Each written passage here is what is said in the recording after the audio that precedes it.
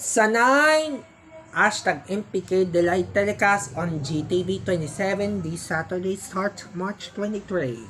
Kapantala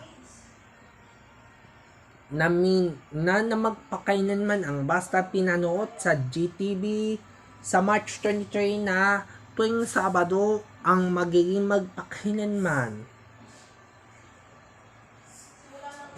Malas araw-araw ang mga magpakailanman na tuwing araw ang mga GTV to call. Nagsisimula na kasi ang mga GTV sa kasiyon ang mga magpakailanman.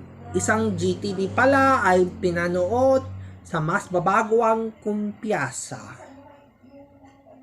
Dahil sa mga GTV, ang magpakailanman simula March 23 pa yun.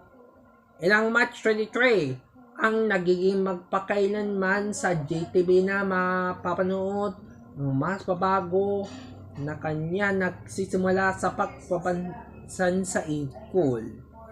Dahil sa pag-ungkol, ang magpakailanman ay pinalabas na ating GTV na ititikla na sa March 23 ng 9:45 ng gabi pagkatapos ng good news na ito.